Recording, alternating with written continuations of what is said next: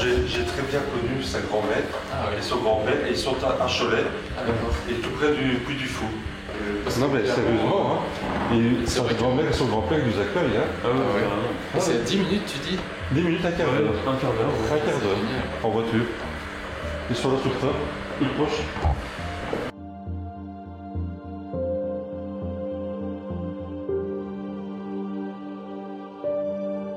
Bonjour et bienvenue à tous dans ce nouvel épisode. Aujourd'hui, on part tout près de chez moi, dans une place qui est très connue à Bruxelles, qui est au cœur même de cette ville, c'est la place Sainte-Catherine. Et donc, pourquoi Sainte-Catherine alors que c'est une simple église? Tout simplement parce que ce lieu est chargé en histoire. L'église est magnifique et placée en plein centre-ville. C'est une des premières églises de Bruxelles. Déjà, en 1200, il y avait une chapelle dédiée à Sainte-Catherine sur le site de l'église. Mais d'abord, intéressons-nous rapidement à l'histoire de cette Sainte-Catherine d'Alexandrie qui est complètement hors du commun. Elle vécut en 294 en Égypte et de famille noble. Elle se construisit assez vite une réputation de quelqu'un de très intelligent avec des connaissances scientifiques et philosophiques très poussées. Au point qu'à ses 18 ans, on dit qu'elle convertit plusieurs poètes et philosophes envoyés par l'empereur pour la faire renoncer à sa foi. Après plusieurs tentatives, l'empereur commence à perdre patience et metta Catherine en prison sans nourriture pendant 12 jours. Seulement, une colombe lui aurait apporté de la nourriture et des anges auraient soigné les plaies des tortures qu'elle aurait subies. Au bout de 12 jours, l'empereur, voyant qu'elle resplendissait, l'a mis à mort. Une mort atroce. 4 roues, entourées de scies, de fer et de clous, doivent lui déchirer et broyer le corps. Seulement, devant la place publique, un ange vient frapper la machine et se brisa. Mais l'empereur, furieux, décida de lui couper la tête. C'est à ce moment qu'elle perdit la vie. Puis, devant tous, des anges auraient emporté son corps au mont Sinaï à plus de 20 jours de voyage. Sacrée histoire, hein? Revenons à cette belle église de Bruxelles dédiée à cette personne. Cette église est connue dans le monde entier. Une histoire et un miracle entourent cette église. En effet, en 1369, des individus vinrent voler des hosties consacrées et le Saint-Sacrement dans le tabernacle en guise de représailles contre l'église catholique. C'est en voulant poignarder ces hosties que du sang aurait coulé d'elle, et une certaine Catherine aurait ramené ces hosties ensanglantées dans l'église. Stupéfaits, les autorités locales de l'époque en concluent à un miracle. Le cas est examiné par les plus hautes autorités de l'église qui approuvent ce miracle. Elles seront alors exposées pour être vénérées et adorées. Des vitraux racontent cette histoire dans la cathédrale Saint-Michel et Sainte-Gudule de Bruxelles, et est comptée parmi les plus grands miracles eucharistiques de l'histoire. Au XVIe siècle, l'église est saccagée et pillée plusieurs fois par des groupes de protestants, et au XVIIIe siècle, elle subit encore des dégâts à cause des révolutionnaires français. À chaque fois sauvée de justesse, c'est en 1804 qu'elle devient une des 4 paroisses de Bruxelles avec Sainte-Gudule, Notre-Dame de la Chapelle et l'église du Finistère. En 1850, suite à des inondations catastrophiques qui délabrent l'église et le quartier, la ville décide d'assécher et de combler le bassin Sainte-Catherine, terminal des canaux où étaient déchargés non seulement les paniers de moules, mais aussi les marchandises plus lourdes, et de construire une nouvelle église, celle que l'on connaît maintenant. La construction dura une vingtaine d'années. En 1893, l'ancienne église sera complètement détruite. Seul subsistera le campanile et son clocher à droite de notre église actuelle. En 1975 et en 1995, l'église Sainte-Catherine subit encore une série d'agressions, d'incendies, de saccages et de vols. En 2001, la paroisse Sainte-Catherine accueille généreusement la paroisse roumaine orthodoxe. La cohabitation se passera harmonieusement pendant 10 ans. Mais de 2011 à 2014, les autorités locales décident de désacraliser l'église Sainte-Catherine pour la réaffecter en halle de fruits et légumes. Celle-ci ferme définitivement ses portes le 31 décembre 2011. Mais grâce à une mobilisation chrétienne et citoyenne persévérante et déterminée, l'église est finalement réouverte à titre d'essai pendant une année. L'église sera rapidement bien remplie et rayonnante de vie fraternelle et de ferveur. Vu le succès de l'expérience, l'archevêque décide de confirmer l'ouverture de l'église Sainte-Catherine et son affectation définitive au culte.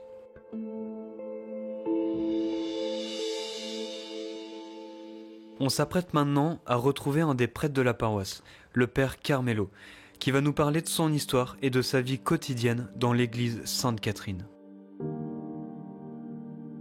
Et donc, c'est vrai qu'on voit que tu es habité un petit peu par ce sentiment de... Enfin, pas par ce sentiment, mais par cette énergie d'aller à la rencontre de l'autre, parce qu'on voit qu'on se balade depuis tout à l'heure et les commerçants te reconnaissent, ils te disent bonjour. Tout à l'heure quand on a été prendre le café, celle qui nous servait te connaissait, elle a même parlé avec toi.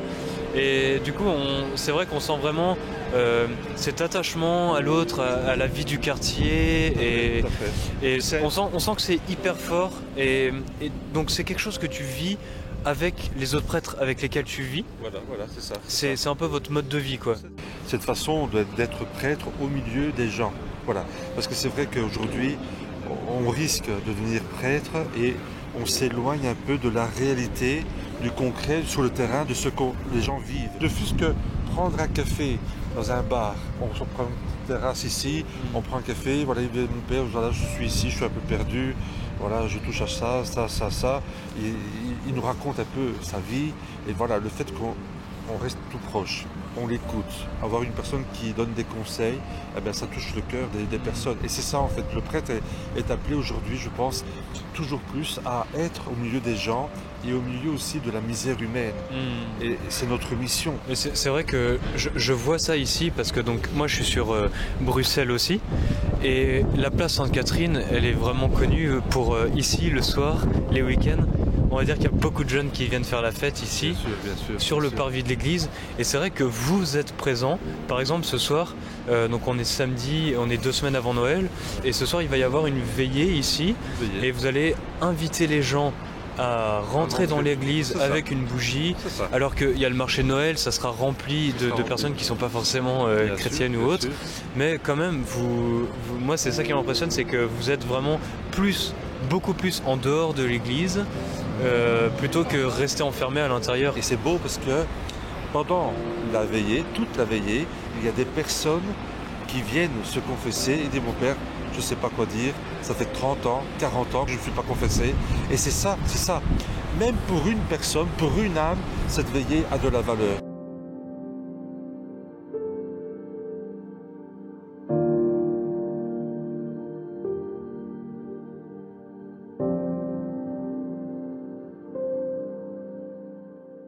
Et est-ce que tu peux nous dire un petit peu, tout au long de l'année, toi en tant que prêtre diocésain, rattaché à une paroisse, c'est quoi un peu ton planning de la journée? Voilà, donc c'est très simple. On commence avec mon confrère, le père Grégory. On essaye de se retrouver le matin pour faire un petit moment de prière ensemble. Et comme les laudes, tout ça, avec un peu d'oraison. Donc là on était ce matin, vous commencez par cette prière. On commence par cette prière, un peu d'oraison, puis vous faites petit déjeuner ensemble. Et puis quand il est plus ou moins, on va dire 9h, 9h15, soit on se dit deux, trois petites choses pour le planning de la semaine, pour bien se coordonner ensemble. Et puis voilà, chacun de nous, on a nos activités, on a nos rencontres. Moi personnellement, j'ai 1 à 2 personnes par jour à voir dans la direction spirituelle, donc ça prend quand même du temps. Puis voilà, être à l'écoute, et puis préparer aussi les repas pour la maison, parce qu'il faut on est à 6, donc il y a des étudiants, il y a des personnes qui travaillent, on est à 6, donc il faut quand même prévoir aussi les courses, faire à manger. Ça fait partie de notre planning de la vie, je veux dire communautaire, parce que c'est un choix qu'on a fait. Et tous les soirs, il y a la messe ici en paroisse, donc à Sainte-Catherine. Donc à partir de 17h, on expose le Saint-Sacrement. Et pendant l'exposition du Saint-Sacrement, on se met ici à confesser jusqu'à 18h. Juste avant la messe, il y a le chapelet aussi. Il y a des laïcs à rotation avec tout un programme de semaine, un planning pour réciter le chapelet. Puis à 18h15, la messe jusqu'à 19h. Et puis 19h à 20h, de nouveau, l'adoration avec les confessions. Et puis on ferme l'église généralement vers 20h. C'est exceptionnel pendant les plaisirs d'hiver, pendant le marché de Noël. On laisse l'église ouverte jusqu'à 10h ou 23h, même le soir, parce que c'est le week-end. Voilà. Puis il y a les préparations des sacrements, évidemment. Il y a des personnes qu'on rencontre dans la journée pour les baptêmes, les mariages, et tout ça, les funérailles, les obsèques. Avec les rencontres qu'on fait aussi dans le quartier, parce qu'il y a beaucoup de rencontres qu'on fait comme ça, qui ne sont pas planifiées, mais voilà, elles se mettent dedans dans notre journée en fait. Parce qu'il y a d'autres églises dans Bruxelles et qui sont aussi ouvertes la journée, les touristes viennent, mais ce qui change ici, de ce que je vois, c'est que vous êtes présents pour les gens ici à l'accueil. Il y a une présence. Il y a une présence tous les jours. Même si vous êtes que deux, il y a quelqu'un. Il y a toujours un prêtre, au moins minimum 3 heures par jour dans l'église. Et donc, il y a Vous avez eu un peu une idée folle il n'y a pas longtemps, il y a, je pense 1 ou 2 ans, vous avez... Oui, ça fait maintenant 2 ans, presque 3 ans. Presque 3 ans que vous avez créé votre propre bière. Vous avez été dans une brasserie et alors vous avez créé votre bière avec les brasseurs de là-bas. C'est ça. Oui. En fait, un prêtre qui s'est beaucoup occupé de cela. Oui. Et donc voilà, il a suivi toute la préparation avec les goûts, les ingrédients. Et quand on a trouvé que c'était parfait, donc on a lancé ce projet qui donne une couleur de nouveau, ce qu'on disait avant pour l'accueil, pour donner aussi cette image de l'église qui est ouverte aussi dans le quartier, parce que comme on a dans ce quartier, c'est quand même particulier qu'on est au milieu des restaurants et des brasseries, et des bières et des cafés, et des bars, donc c'est vrai que créer cette petite bière pour le quartier, parce que c'est vrai que ce moment c'est pour le quartier. Oui, vous la mettez à disposition, des restaurateurs. Des restaurateurs dans le quartier. Et aussi ceux qui veulent priver chez eux à la maison. En tout cas, si jamais, moi je vous la conseille, c'est la bière Sainte-Catherine, une bonne IPA. Elle est à 8 degrés, 7 degrés. Donc il faut quand même manger un petit peu avec. Et c'est ça qui me touche, c'est que t'es pas dans une démarche de je vais convertir l'autre, juste dans une démarche en fait d'amour simple et de se connaître. Voilà. Moi, c'est ça qui me touche par rapport à toi. Parce que sinon, si on ne se connaît pas, si on n'a pas de respect l'un pour l'autre, la foi n'a pas de sens.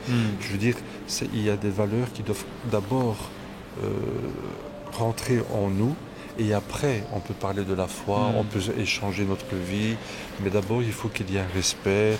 Toi, tu me respectes pour ce que tu es ou pour ce que je suis, et on se respecte comme ça, tu comprends. Et c'est ce respect, c'est ce dialogue qui est très important. Père Carmelo, merci pour tout ce que tu nous as partagé, c'était vraiment profond et ça m'a beaucoup touché. Merci pour ton partage, pour ton ministère ici, et je te souhaite que du meilleur pour la suite. Merci pour tout, Père Carmelo, je te fais la bise. Passe une bonne journée, on te verra faire la messe tout à l'heure, à la veillée ce soir. C'est ça, on va te laisser continuer ta journée. Je pars pour les confessions à 11h. Bon courage et puis je te dis à très vite alors. À très vite. Outre le fait d'avoir visité cette église et découvert ce patrimoine historique riche, j'ai rencontré une personne, Carmelo. Ce prêtre touchant et hors des sentiers de la caricature de ces derniers. J'ai rencontré quelqu'un qui reste simple, qui se veut à l'écoute et proche des gens qu'il rencontre, proche des habitants du quartier, proche des plus pauvres et proche de ceux qui vivent des situations difficiles. Plus souvent, à l'extérieur, il m'a fait redécouvrir un visage de l'église qui est beau, sincère, touchant et humble. De ne pas avoir peur de témoigner de notre foi, de ne pas avoir peur de montrer qu'on est chrétien aujourd'hui, dans un monde multiculturel, ici, surtout ici à Bruxelles, où il y a beaucoup de religions, beaucoup de ethnies différentes, de ne pas avoir peur de montrer qu'on appartient à l'église du Christ. Et c'est ça qui est important aujourd'hui. Je pense que notre témoignage aujourd'hui doit être vraiment fort et concret et sincère. Merci infiniment d'avoir suivi ce 2e épisode de la chaîne. Je tiens aussi à remercier l'abbaye de Scournon à Chimay qui nous soutiennent à fond dans ce projet. Vous trouverez le lien de leur site internet en description de la vidéo.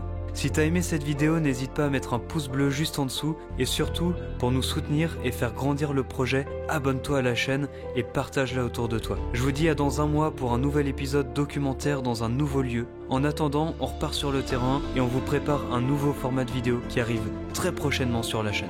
À bientôt.